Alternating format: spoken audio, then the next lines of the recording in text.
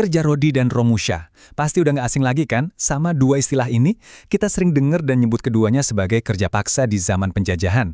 Tapi pernah kepikiran nggak sih, meskipun sama-sama bikin sengsara, keduanya itu ternyata beda banget. Banyak loh dari kita yang masih sering ketuker atau nganggap dua-duanya itu sama aja. Nah, ini dia pertanyaan utamanya. Emangnya beda? Bukannya sama aja? Kan sama-sama kerja paksa, sama-sama menyiksa rakyat. Oke, di pembahasan kali ini kita akan coba bedah tuntas asumsi itu. Dan kita lihat apa aja sih bedanya. Oke, biar gampang, coba deh kita pakai perumpamaan ini. Anggap aja kerja Rodi dan Romusha itu kayak dua sisi dari satu koin yang sama, koin penderitaan. Jadi, iya sama-sama kerja paksa, tapi keduanya lahir dari penjajah yang beda, dengan tujuan yang beda, dan tingkat kekejaman yang juga ternyata beda level. Untuk benar-benar paham bedanya, kita harus mulai dari akarnya. Poin pertama, siapa sih dalangnya dan apa sebenarnya mau mereka? Ini kunci penting buat ngebuka semua perbedaan lainnya. Nah, di sini nih, mulai kelihatan jelas bedanya. Di satu sisi, ada kerja Rodi zaman Belanda, di bawah komando Daendels. Tujuannya itu lebih ke administrasi, buat jangka panjang. Mereka mau bangun fondasi kekuasaan kolonial buat mempertahankan Jawa dari serangan Inggris. Nah, beda banget sama Romusha zaman Jepang, pelakunya militer, bukan administrasi sipil. Konteksnya, perang Pasifik yang lagi genting-gentingnya. Jadi, tujuannya itu murni buat eksploitasi jangka pendek, ngerahin semua sumber daya, termasuk manusia, buat menang perang secepat mungkin. Oke, lanjut ya. Sekarang kita lihat apa sih yang sebenarnya mereka kerjain, karena dari jenis proyeknya aja, kita bisa langsung tahu apa agenda utama masing-masing penjajah ini. Kelihatan kan bedanya? Kerja Rodi itu fokusnya membangun infrastruktur yang sifatnya permanen, yang bisa dipakai Belanda buat waktu lama. Contoh paling terkenalnya ya jelas, Jalan Raya Pos Anyar Panalukan itu. Sementara itu, Romusha fokusnya buat logistik perang. Semua serba darurat dan serba cepat.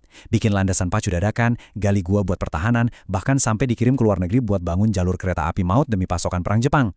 Jadi, yang satu membangun negara kolonial, yang satunya lagi cuma jadi bahan bakar buat mesin perang. Terus gimana cara mereka ngumpulin para pekerja ini? Nah, di sini metodenya juga beda jauh. Yang satu pakai tekanan lewat struktur yang udah ada, yang satu lagi pakai propaganda licik. Belanda itu bisa dibilang cerdik. Mereka manfaatin sistem feodal yang emang udah ada. Mereka tinggal menekan para bupati atau penguasa lokal, dan para penguasa inilah yang kemudian memerintahkan rakyatnya untuk kerja. Jadi mereka menyalahgunakan rantai komando yang sudah eksis. Nah, Jepang caranya lebih licik. Awalnya mereka pakai propaganda besar-besaran, menyebut para pekerja ini prajurit ekonomi. Kedengarannya hebat kan? Berjuang untuk Asia. Tapi ya, begitu iming-iming itu udah nggak mempan dan sukarelawan habis, mereka langsung beralih ke cara-cara brutal, penculikan dan penangkapan paksa di mana-mana. Oke, di bagian ini kita akan masuk ke sisi yang paling kelam. Meskipun dua-duanya sama-sama brutal, kondisi darurat perang waktu itu mendorong Romusha ke level penderitaan yang jauh lebih mengerikan. Coba kita lihat data di tabel ini deh biar kebayang. Skalanya itu benar-benar beda. Kerja Rodi itu lokasinya terpusat di Jawa. Kalau Romusha, mereka disebar ke seluruh Indonesia, bahkan sampai ke Burma dan Thailand. Soal perlakuan juga beda. Romusha itu di bawah pengawasan langsung militer Jepang, kekerasannya sistematis, dan mereka sengaja dibiarkan kelaparan. Penyakit kayak busung lapar merajalela tanpa ada obat. Dan yang paling bikin merinding, ya ini, estimasi korbannya. Puluhan ribu jiwa untuk kerja Rodi, bandingkan dengan ratusan ribu, bahkan sampai jutaan jiwa untuk Romusha. 4-10 juta orang. Itu angka perkiraan jumlah rakyat Indonesia yang dikerahkan sebagai Romusha. Coba kita renungkan sejenak angka itu. Dan yang paling menyedihkan, sebagian besar dari mereka tidak pernah pulang ke rumah. Skala tragedinya sungguh tak terbayangkan. Terakhir, apa sih warisan yang ditinggalkan oleh kedua sistem kerja paksa ini?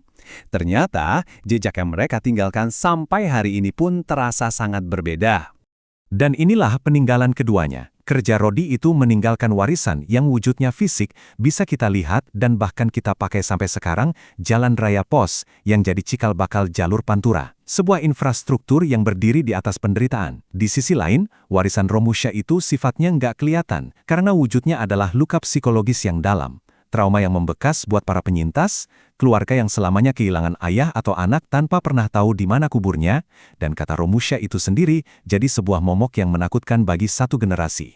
Jadi, sekarang kita tahu kan, meski sering disamakan, kerja Rodi dan Romusha itu dua tragedi yang berbeda, baik dalam tujuan, metode, maupun skala kengeriannya.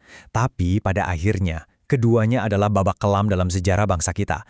dan menjadi pengingat yang sangat menyakitkan tentang betapa luar biasa mahalnya harga yang harus dibayar untuk sebuah kata yang kita nikmati hari ini, kemerdekaan.